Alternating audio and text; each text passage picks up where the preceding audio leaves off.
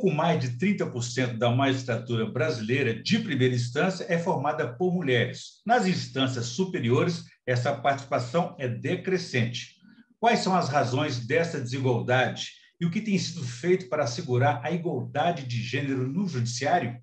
Esse é o principal tema de hoje do Pensamento Jurídico, numa produção da Associação dos Magistrados e das Magistradas Mineiros, a AMAGES, no quarto programa da série dedicada às magistradas aí no Mês Internacional das Mulheres. Para falar sobre o assunto, nós vamos conversar com as integrantes da coordenadoria AMAGES Mulheres, as juízas Roberta Chaves Soares, Daniela Cunha Pereira, Juliana Mendes Pedrosa e Solange de Borba Heimberg. Agradeço a todas pela participação, é um prazer recebê-las aqui coletivamente no Pensamento Jurídico. E a você que nos acompanha, favor inscrever-se no canal da AMAGES no YouTube e enviar sugestões e comentários que serão muito bem-vindos.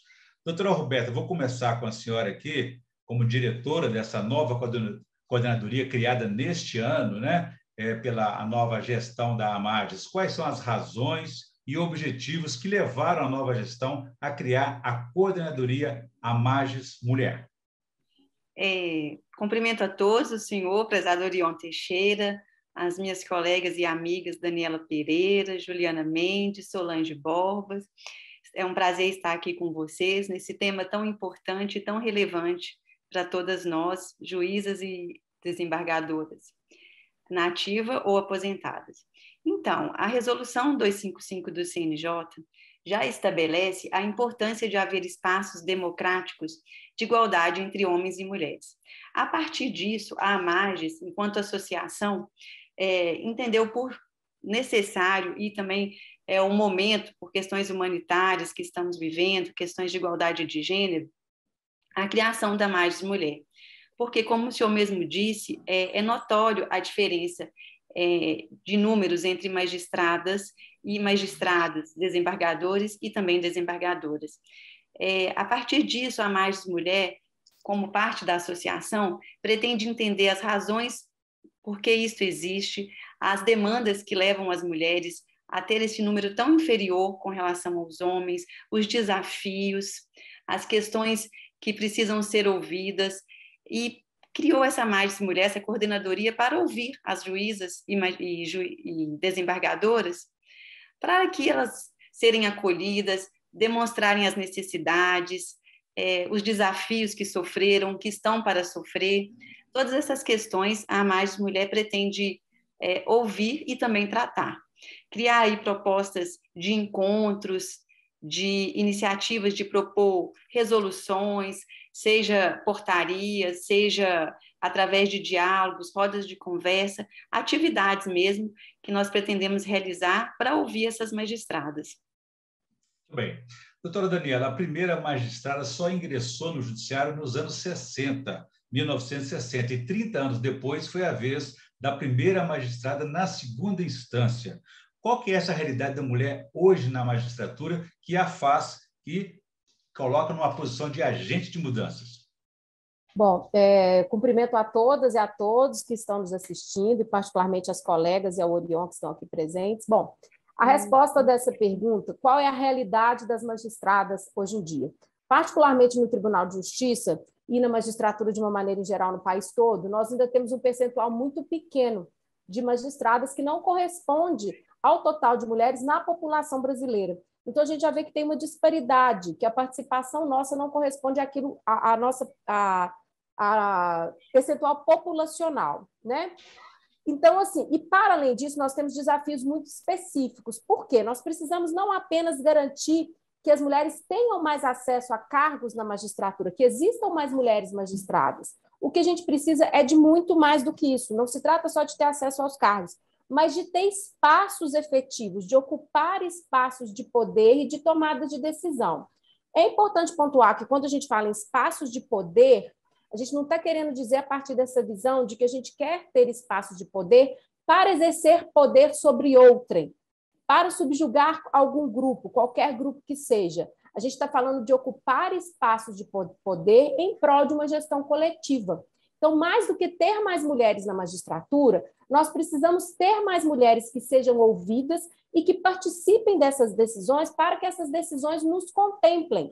E porque, afinal de contas, quanto mais diversas forem as pessoas envolvidas nesses processos, mais esses processos serão justos.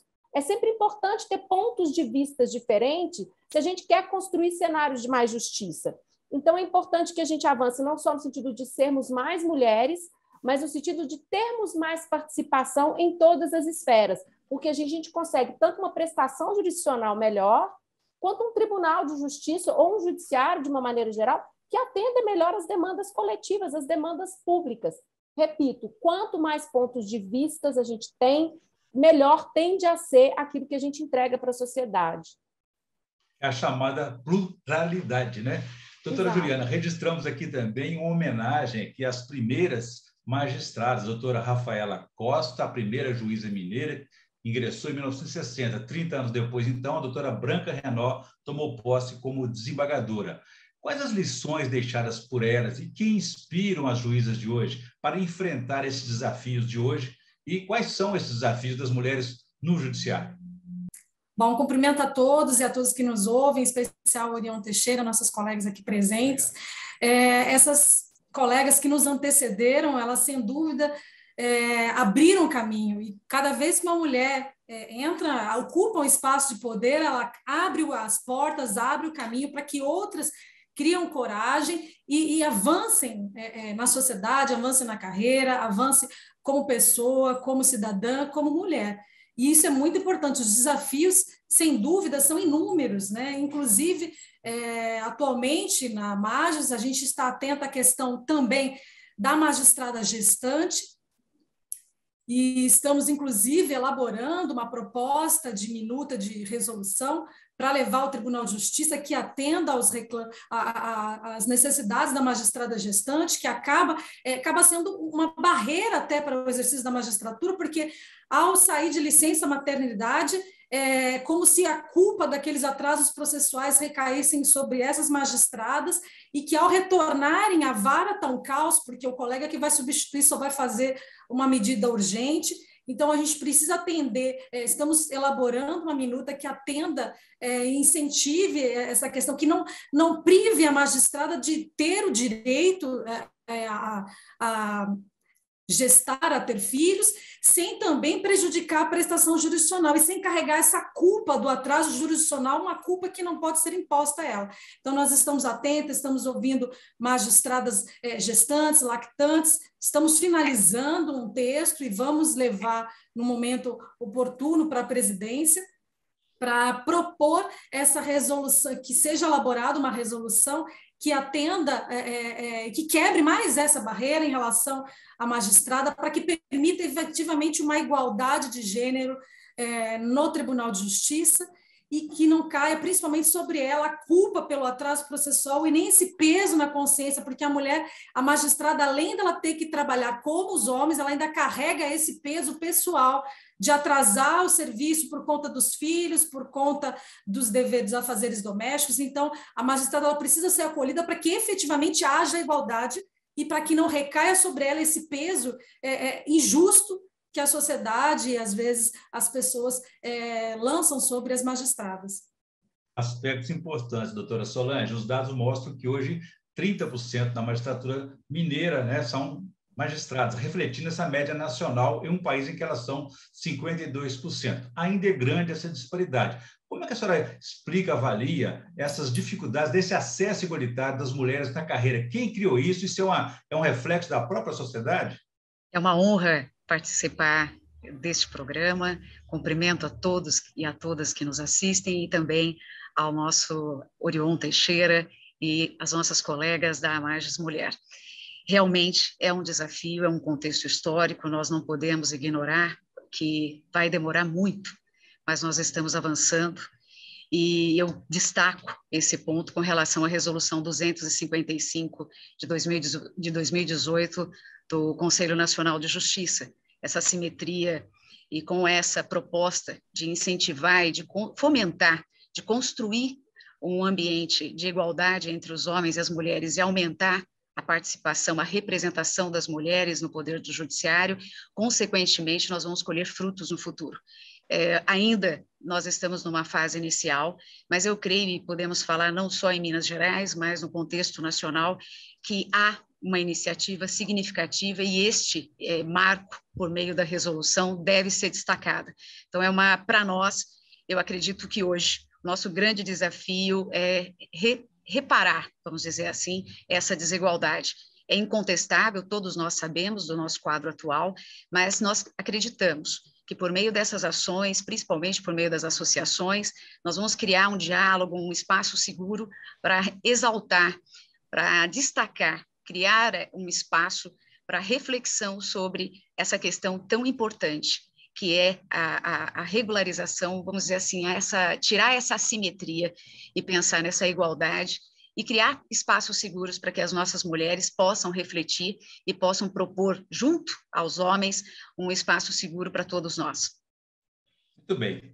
Obrigado. Vamos fazer agora um pequeno intervalo. Eu gostaria, no próximo bloco, a gente tratar de temas como o que citou a doutora Solange, sobre essa múltipla jornada, esse acúmulo de tarefas que dificultam a conciliação trabalho e família. Como que é essa experiência? A gente volta em instantes.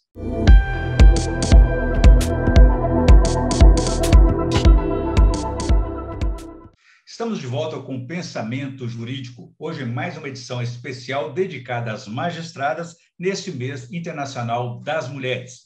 Nesse quarto programa da série, estamos discutindo a realidade e os desafios das magistradas no judiciário. As nossas entrevistadas são as integrantes da coordenadoria da Amages Mulher recém-criada, criada neste ano pela nova gestão. Estamos falando com as juízas Roberta Chaves, Daniela Cunha, Juliana Pedrosa e Solange Reimberg.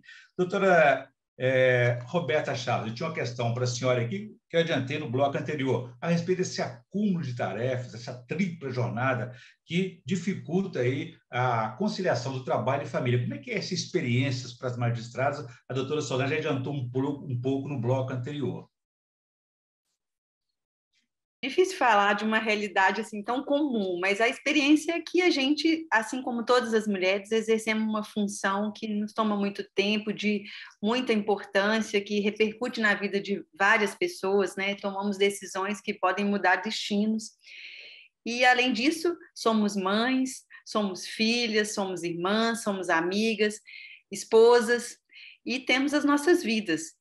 E o nosso trabalho, eu falo, tem que ser assim, ele tem que ser motivo para viver e não para morrer, né? Não podemos morrer em função do nosso trabalho.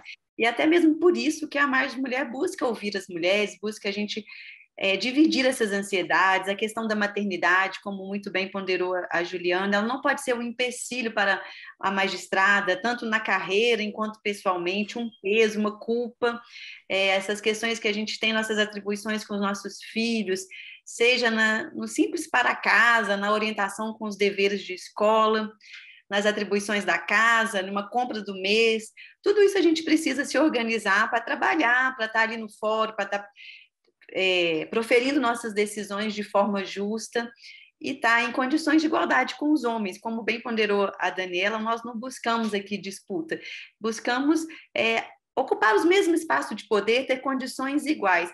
Mas essas funções, elas não são só das mulheres. Hoje a gente tem que falar muito claro sobre isso. Os homens também participam, eles também têm essas atribuições junto conosco nos deveres da casa, nos deveres com os filhos. Então, a tripla jornada não pode ser entendida somente para as mulheres. A gente tem que estar junto com os homens aí, cada um no seu papel, dividindo as nossas funções. E a partir do momento que tiver essa consciência, a gente vai conseguir criar uma sociedade mais justa, desenvolver melhor os nossos trabalhos, proferir decisões mais humanas, sem aí tratar com essa desigualdade entre homem e mulher. Não sei se eu fui clara, mas...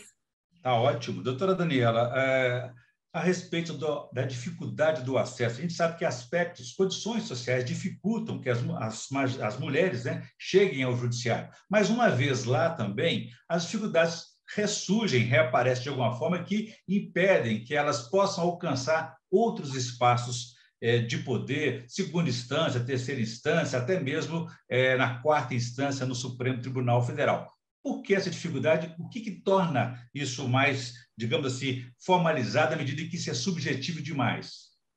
Bom, eu acho que a primeira coisa que a gente tem que pontuar é que isso não são decisões individuais das mulheres, das magistradas que não querem entrar para a carreira ou que não querem ascender profissionalmente. Eu já ouvi dizer, por exemplo, olha, os cargos estão lá, vocês não ocupam porque não querem ou porque não se dedicam durante a carreira a construir um caminho para chegar nesses lugares. A questão não passa pelos indivíduos, a questão passa pelas estruturas e pela sociedade em que a gente vive. A questão da maternidade mesmo, trazida com muita propriedade pela Juliana, né? A gente pensa assim, olha, quando a colega engravida, ela resolveu ter filho, isso é um problema dela. Ela que resolve o problema que ela criou. Primeiro, tratando a maternidade como um problema. Segundo, ignorando que em qualquer sociedade civilizada, a maternidade, a maternagem e a criação, uma sociedade verdadeiramente civilizada precisa se dedicar à infância e à juventude, precisa cuidar de suas crianças. A gente precisa reconhecer que a maternidade não é algo simplesmente dessas mulheres, é algo que se faz também para a sociedade, para o todo, para o mundo. Afinal de contas, quem está trazendo as pessoas ao mundo são as mulheres. Não se trata de algo do indivíduo, é a responsabilidade de todos, que a gente tem essa responsabilidade com as mulheres gestantes, puérperas e com a criação dessas crianças, né?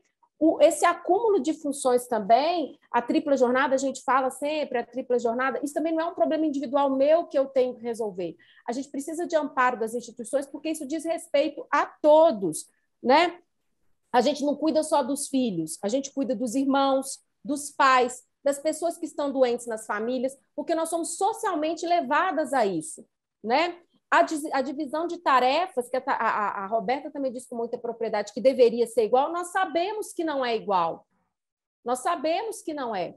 Então, na verdade, independente da nossa vontade, nós somos o tempo todo levadas a situações que dificultam que a gente acesse a carreira. O próprio estímulo à ambição.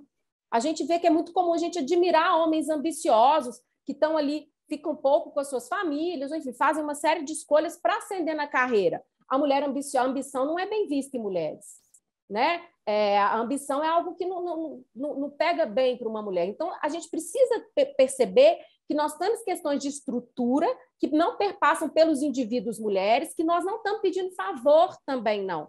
E o que nós estamos fazendo aqui não é para mim, para Solange, para Juliana e para Roberta. Nós estamos fazendo em prol para todo mundo, porque assim a gente precisa de esses problemas que nós trazemos, eles estão mais ligados às mulheres, mas eles são problemas de todas e de todas. Eles precisam ser solucionados de forma coletiva e institucional.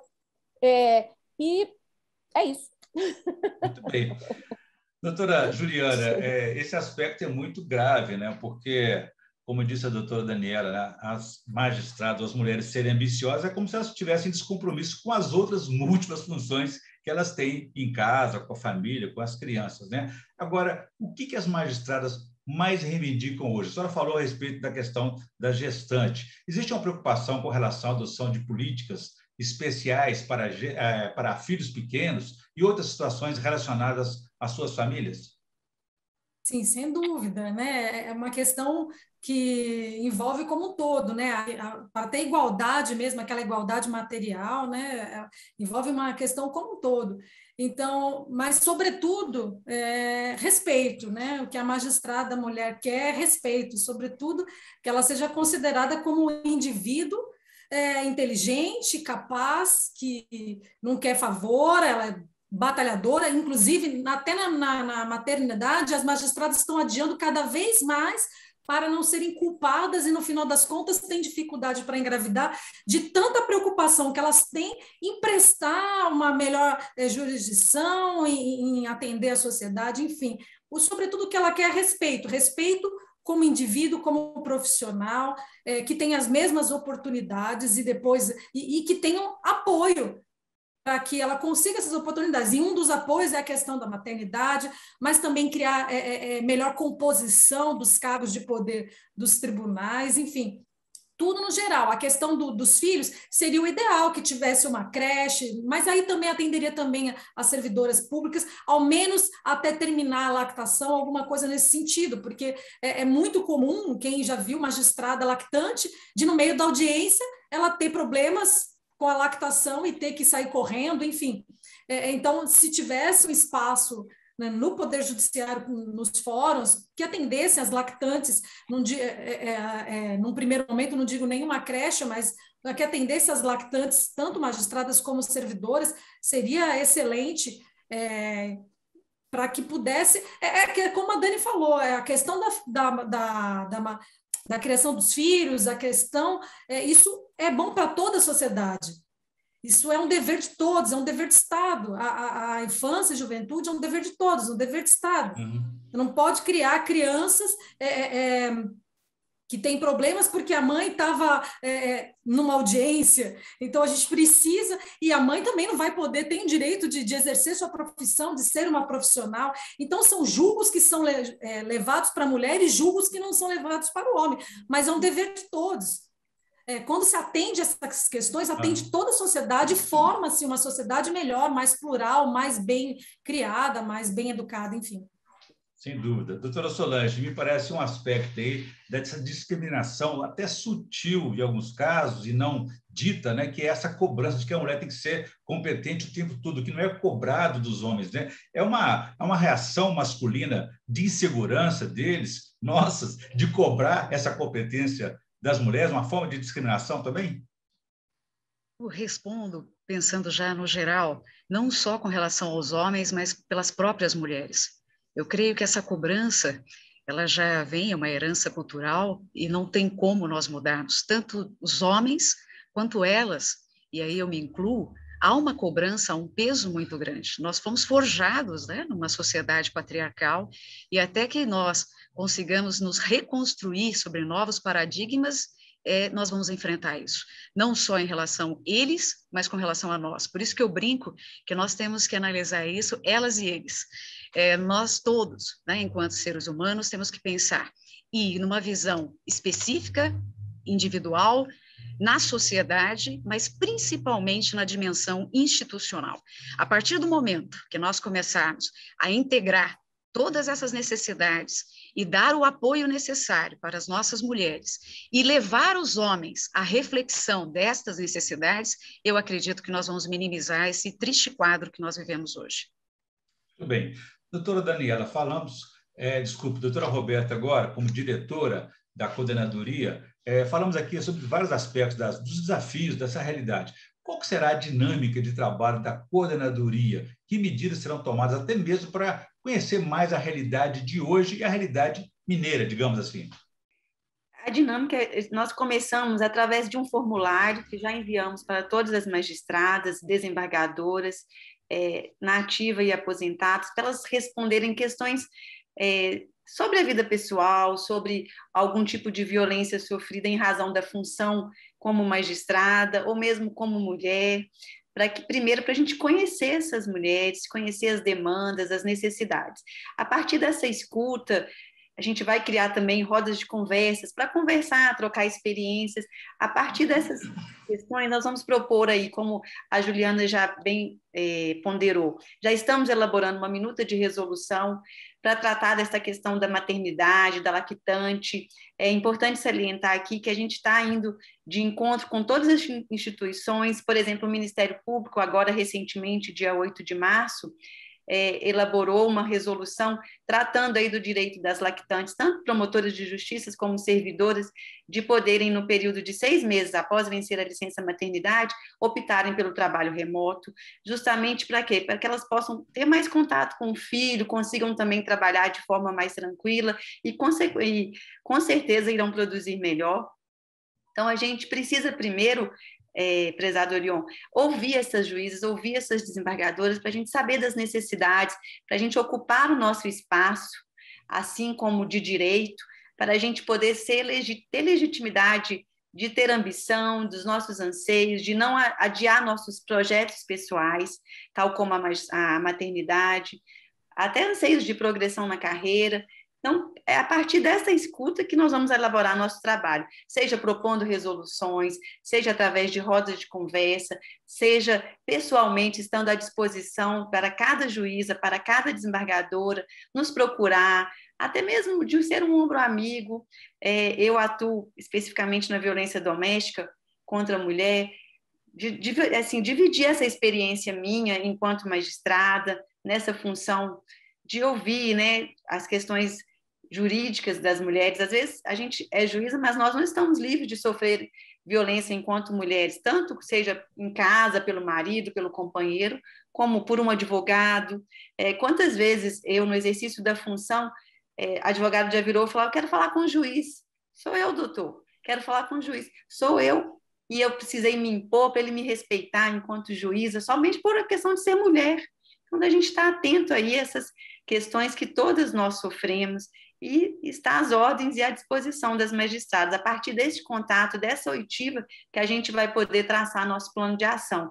Mas já saliento que a gente já está fazendo, já ouvimos algumas magistradas que estão em gozo de licença maternidade, que estão para ter filhos, que nos relataram dessa preocupação quando retornam para trabalhar. Após a licença, o acúmulo de serviço é enorme, porque a cooperação existe, claro, tem um juiz ali para responder, mas ele só consegue responder pelas demandas urgentes. Então, nós estamos atentos a essas questões e elaborar planos aí concretos de ação. Mas primeiro precisamos, até aproveito a oportunidade para que aquelas magistradas e desembargadores que estejam nos ouvindo, para preencher, para responder esse formulário, para nos falar sobre as necessidades, sobre sugestões, sobre dicas de atuação, a exemplo de outras associações, aí a AJUF, que já tem uma coordenadoria de mulheres, a exemplo do Ministério Público, que já está atuando nesse sentido. A gente está, a princípio, atenta a todas as demandas que chegarem para a Mais Mulher. Muito bem, eu conversei aqui com as integrantes da Mais Mulher, uma coordenadoria criada neste ano para buscar assegurar as condições de igualdade de gênero na magistratura e no judiciário. Doutora Roberta, doutora Daniela, doutora Juliana, doutora Solange, muito obrigado pela entrevista. Foi um prazer recebê-las aqui no Pensamento Jurídico. Bom, e você que nos acompanhou até aqui pode ver e rever essa entrevista nos canais da Mais no YouTube, nas redes sociais e também no site da associação. Obrigado e até a próxima.